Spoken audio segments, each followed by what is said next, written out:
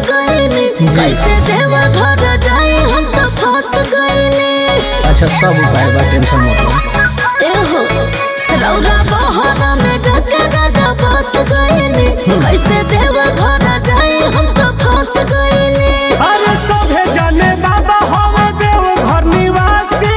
चलती बा भोला जी के नाम के। कौनो कंवरिया से पूछी हो सवरिया, बता बता दी बाबा धाम के। कौनो कंवरिया से पूछी हो सवरिया, बता बता दी बाबा धाम के। कुछ तो टेंशन मत लो।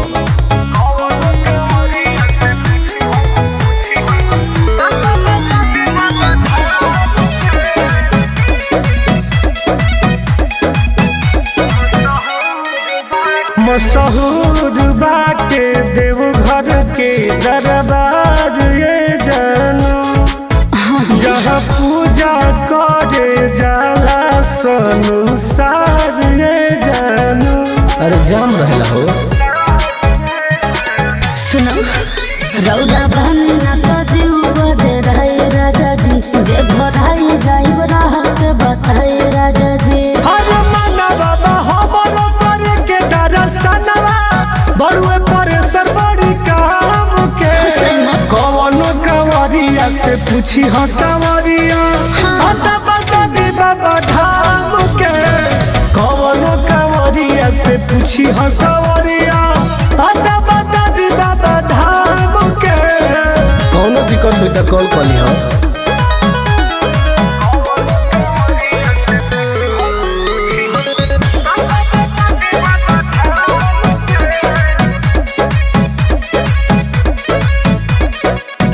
लोग जलवा ढारे जाला हर जिलावा से। ना तो मांगी हालो के सनंदन सुनीलावा से। बिल्कुल मत देना बाबा बारे में। जिया डर कट जाए मैं अकेल राजा जी। हमके लागत बाटे सच्चा हूँ झमेल राजा जी। सुनो टुनु टुन के ये काम होटे पुन के। रखो भरोसा भगवान के। कौनो कंवरिया से पूछी हो सवरिया, बता बता दी बाबा धाम के। कौनो कंवरिया से पूछी हो सवरिया, बता बता दी बाबा धाम के। जा गोड़ लग के बाबा भी।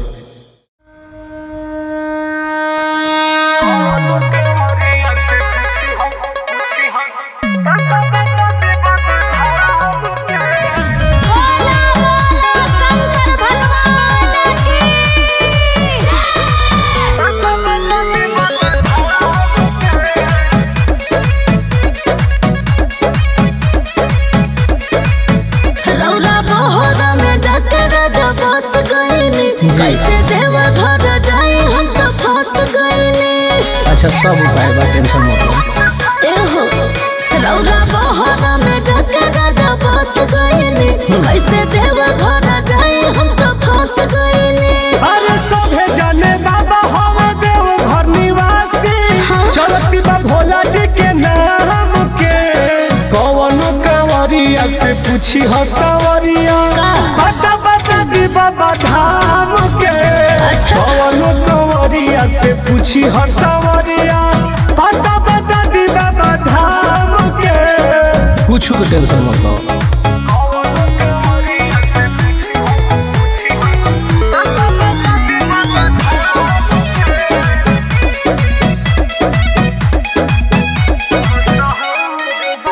मशहूर बाटे देवघर के दरबार ये जानू, जहाँ पूजा करे जाला संसार ये जानू।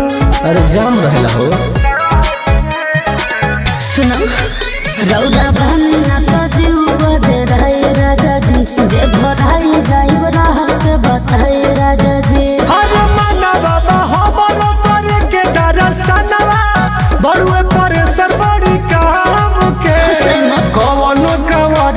से पूछी हसवरिया बता बता दी बाबा धाम के कौन कंवरिया से पूछी हसवरिया बता बता दी बाबा धाम के। कौनो दिक्कत हुई तो कॉल कर लिहो।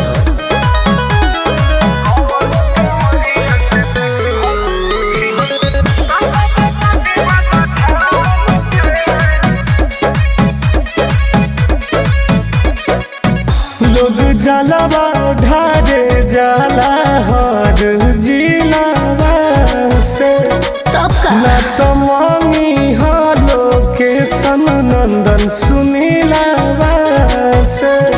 बिल्कुल मत डेरा बाबा बारे में।